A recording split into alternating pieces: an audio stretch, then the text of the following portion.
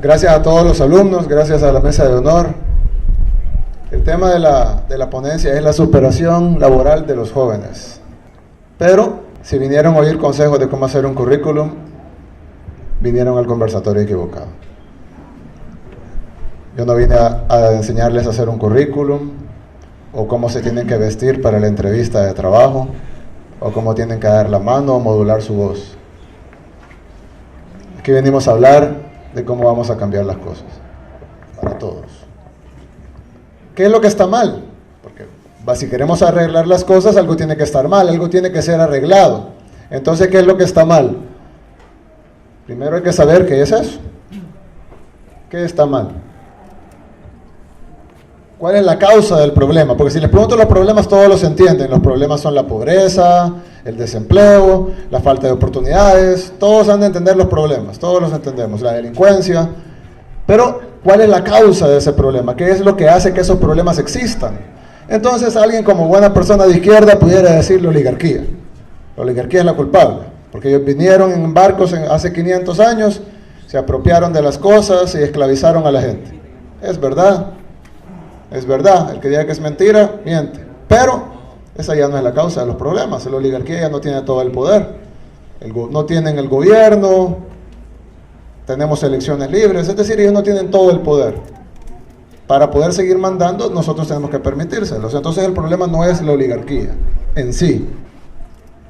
Alguien pudiera decir, bueno, si no es la oligarquía, entonces el problema es el gobierno. Si este gobierno no ha hecho nada. Y puede ser verdad. Pero los gobiernos los ponemos nosotros. Los gobiernos dependen del país. Los gobiernos funcionan dentro de un sistema. Entonces no puede ser solo el gobierno el problema. Entonces alguien puede decir, bueno, el problema entonces es la educación. El problema es que los salvadoreños no estamos lo suficientemente educados para elegir buenos líderes. Y esos líderes nos van a llevar a un mejor futuro. Necesitamos educación. Y es cierto, necesitamos educación. Pero ¿por qué no la demandamos? Porque si tenemos elecciones libres, no son perfectas, pero son libres. Prueba está en que el 2009 Arena entregó el poder y prueba está en el que en 2012 el FMLN, que estaba en el poder del Ejecutivo, entregó la mayor cantidad de alcaldías importantes del país. Entonces, tenemos elecciones, nosotros votamos, somos más fuertes que cualquier oligarquía o cualquier gobierno. Entonces, ¿por qué no cambiamos la educación? Entonces sí, la educación es un problema, pero ese no es la causa del problema de nuestro país. Entonces, alguien diría, son los medios de comunicación que nos están adoctrinando toda la vida. Nos dicen qué es lo que tenemos que hacer, nos dicen qué es lo que tenemos que usar, nos dicen qué es lo que tenemos que comer, qué es lo que tenemos que comprar, y es cierto. Pero depende de nosotros, porque nadie nos obliga a encender la televisión, nadie nos obliga a leer uno de esos periódicos. Si lo vamos a ver, nadie nos obliga a que les hagamos caso. Entonces el problema no son los medios de comunicación, debe ser algo más que los medios de comunicación. Entonces, ¿cuál es el problema? ¿Cuál es la causa real del problema? Yo creo que el problema son los paradigmas. ¿Cómo es ese Pokémon? No, ¿cómo se come eso? Ustedes que son universitarios ya sabrán que es paradigma. Pero yo el paradigma lo veo como algo un poco distinto. El paradigma es, en la definición que les traigo, es esas cosas que plantan en nuestra cabeza y que las hacen ver como verdades, aunque no son verdades, son todo lo contrario. Hay un paradigma, nos gobierna, ¿sí?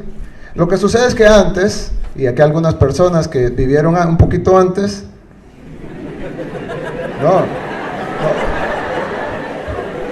una persona que vivieron antes nos puede decir que antes que yo les hablara de la oligarquía, salgo y desaparezco. ¿Sí? Salgo de aquí y desaparezco. Ahora podemos hablar. Es decir, ya no viene la guardia a traernos y hablamos. Ya no nos borran los votos en las urnas. Entonces, ¿cómo pueden seguir gobernándonos si ya no tienen el poder? Ya no tienen el poder, ya no tienen las armas, ya no tienen todo lo que tenían antes.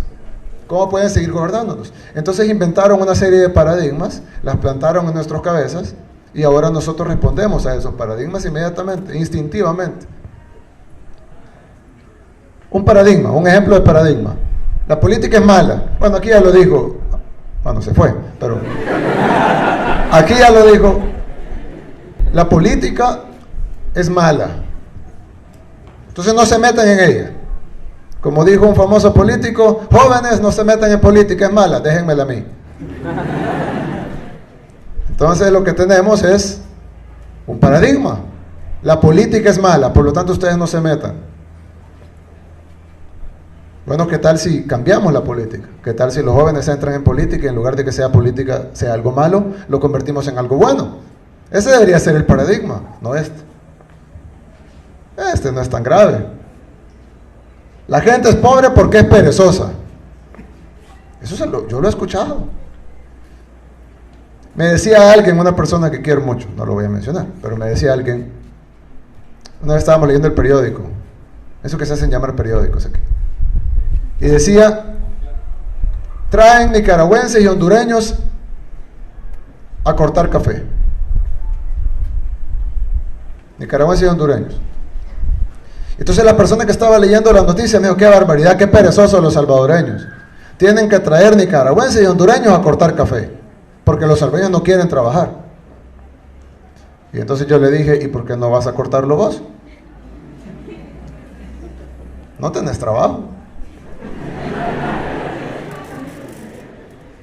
Te pagarían $95 al mes, libres, por trabajar de sol a sol. ¿Por qué no lo haces tú? No, yo no lo voy a hacer. Bueno, ellos tampoco. Es que el problema no es que sea perezoso. De todos modos, aunque trabaje con $95, no va a salir de la pobreza, ¿o sí? Entonces, la gente no es pobre por perezosa. Yo conozco mucha gente rica que es perezosa. Y conozco mucha gente pobre trabajadora. Hay gente trabajadora, hay gente perezosa, hay gente pobre, hay gente rica. Pero las cuatro cosas no tienen nada que ver. Otro paradigma. Las empresas generan empleo. Ustedes ya han oído eso. Todos han escuchado, oh, las empresas generan empleo. Necesitamos más empresas porque son las generadoras de empleo. Eso es mentira. Les voy a demostrar así que es mentira. Imagínense que hipotéticamente hay dos restaurantes. Ponen un restaurante de hamburguesas y enfrente ponen un restaurante de pizza. Y los dos dueños deciden que van a contratar 20 empleados cada uno. Están generando inicialmente el empleo, ahí sí. 20 empleados cada uno, 20 empleados para trabajar en el restaurante de hamburguesas y 20 empleados para trabajar en el restaurante de pizza. Pero ¿qué pasa? Digamos que la gente de San Miguel ¿qué prefieren? ¿La pizza o la hamburguesa? Pizza. Digamos que la pizza. Y entonces van todos a comer pizza. Nadie va a comer hamburguesa. ¿Qué va a suceder con el restaurante de pizza? Crece. Y tú ya no necesita 20 empleados, necesita 40. Y luego necesitan otras sucursales, entonces ya son 80. Y luego otras sucursales son 120. Cuando tienen 5 sucursales son 200 empleados de pizza. Y nadie fue a comer al restaurante de hamburguesas. ¿Qué le va a pasar al restaurante de hamburguesas? Va a quebrar. ¿Y entonces cuántos empleados va a generar? 0. ¿Por qué? Los dos eran empresarios, los dos querían trabajar, los dos querían poner un negocio, los dos tuvieron más o menos la misma idea. ¿Por qué uno genera 200 empleos y el otro 0? Si las empresas generan empleo, los dos deberían de generar 100 empleos cada uno. ¿Por qué uno genera 200 y el otro 0? Porque el que generó los empleos no fueron ellos, fueron los consumidores. Fueron los que decidieron ir a comer pizza, en lugar de ir a comer hamburguesas. Ahí queda demostrado que los 200 empleos, probablemente los 20 empleos iniciales sí los generó el empresario. Pero los 200 empleos que continuaron, que se quedaron al final, lo crearon los consumidores. Y los 20 empleos que se perdieron en el restaurante de hamburguesas, los mataron los consumidores. Entonces las empresas no generan empleo, las generan los consumidores. Es bien fácil de explicar. Sin embargo, vemos los periódicos, escuchamos a los tanques de pensamiento, a los analistas. No, las empresas generan empleo. Y nadie lo contradice, porque es un paradigma. Lo tomamos como una realidad, aunque no es real. Necesitamos incentivos fiscales. Las empresas no vienen a invertir porque pagan muchos impuestos aquí en El Salvador. Necesitamos bajar impuestos para generar incentivo fiscal y que las empresas vengan e inviertan en nuestro país. ¿Suena bien? Bien. La contradicción es que los países con impuestos más altos en el mundo son los de más alta inversión extranjera. Y los países, por ejemplo, en Europa, en Japón, en Estados Unidos, los impuestos son muchísimo más altos que en El Salvador. Y hay más inversión. Y países que tienen menos impuestos que El Salvador, como algunos países de África o Haití, no tienen empresas. Entonces uno diría, bueno, ¿y qué pasa? Bajo esa teoría, Haití y los países de África que no tienen impuestos o que tienen impuestos bajos, deberían de estar llenos de empresas. Y países con impuestos altos como Japón no deberían de tener ninguna empresa. Los empresarios no invierten a donde es más barato. Si no, el municipio de Chirilagua tuviera la mayor cantidad de empresas. Los empresarios invierten donde es más rentable. Por eso es que San Salvador, el municipio con impuestos más altos del país, es el que tiene más inversión. Porque es más rentable invertir en San Salvador que invertir en Chirilagua. Entonces la realidad es que no tenemos que ser los más baratos. Además siempre va a haber alguien que nos va a ganar en barato. Siempre va a haber una maquila en Bangladesh que esté dispuesta a hacer más barato las cosas que nosotros. La clave es ser competitivo, pero para ser competitivo debemos de ser rentable. Debemos tener una población educada y un consumidor fuerte para que haya gente para trabajar en las empresas y haya consumidores que compren los productos. Entonces no es cierto que necesitamos incentivos fiscales. Ya he escuchado el despilfarro. Dicen, es que nuestro gobierno despilfarra el dinero. Miren, el presupuesto de la Universidad de Harvard, una universidad, es igual al de todo El Salvador. Igualito. Lo que ellos gastan en una universidad, aquí que estamos en la Universidad de El Salvador, lo que Harvard gasta en una universidad incluye todo el gobierno de El Salvador,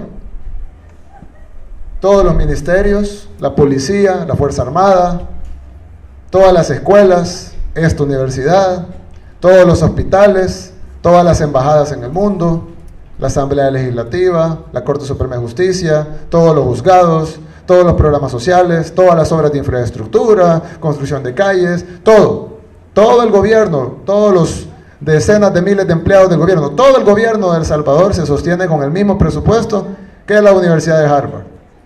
Entonces, si algo necesita nuestro país es más despilfarro. Necesitamos invertir más en el país. Eso no exime de responsabilidad de los funcionarios corruptos. A los funcionarios corruptos metamos los presos.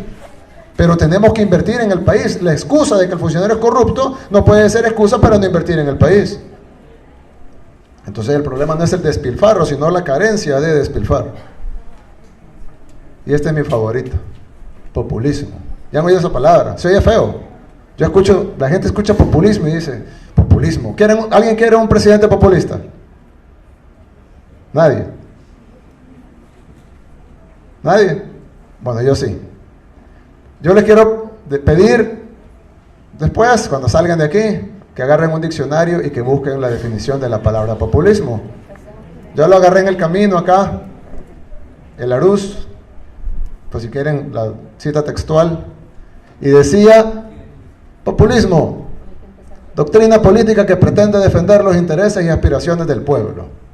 Eso es malo aquí en El Salvador. Defender los intereses y las aspiraciones del pueblo es malo en El Salvador. Y yo vine a la Universidad de El Salvador, les pregunté si alguien quería un presidente populista y nadie levantó la mano. Es un paradigma. Nos han vendido que el populismo es malo. Eso es malo. Populismo. ¿Y qué es bueno entonces? Hay dos alternativas, dos cosas contrarias al populismo. Está el elitismo, que es la selección de la élite sacada de la masa y trabajar para ellos. O, estoy seguro que nadie está de acuerdo con el elitismo, o el individualismo, que es un poco más noble que el elitismo, pero igual yo prefiero el populismo que el individualismo. Incluso en deportes, para los que les gusta el fútbol, saben que el individualismo no funciona. Así que yo me quedo con el populismo. ¿Por qué les digo todo esto? Porque todos los problemas de nuestro país se sostienen en causas, como les dije, la oligarquía, los medios de comunicación, el gobierno, los políticos. Pero todas esas causas existen en pilares, se sostienen sobre pilares, y esos pilares son los paradigmas. Los paradigmas con los que nos han llenado la cabeza y nos han hecho creer cosas que no son ciertas. Nos han hecho creer que esto es malo y que esto es bueno, y generalmente es todo lo contrario. Entonces nosotros estamos en una jaula. Los barrotes son los paradigmas, pero nosotros tenemos la llave.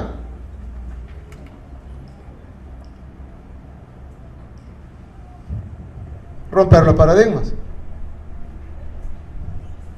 Eso es todo lo que tenemos que hacer. Quitémonos los paradigmas de la cabeza. Cada vez que escuchemos algo, un tanque de pensamiento, o de repente un analista político, o alguien que escribe cartas en el periódico, cada vez que escuchemos esto, si quieren perder su tiempo y leerlo, léanlo, pero analícenlo, escríbanlo con la realidad, agarren un diccionario y vean si lo que les están diciendo es verdad, y tomen las decisiones de acuerdo a eso. Si nosotros empezamos a tomar las decisiones de acuerdo a la realidad, no a paradigmas, entonces vamos a poder exigir educación, vamos a poder exigir un presupuesto decente para la universidad, vamos a poder exigir oportunidades, vamos a poder hacer las políticas correctas para que existan esas oportunidades. Vamos a dejar de llamarle despilfarro, darle vasos de leche a los niños. Y yo no vine a defender al gobierno, podemos acabarnos la ponencia criticándolo. Pero no critiquemos lo bueno, critiquemos lo malo.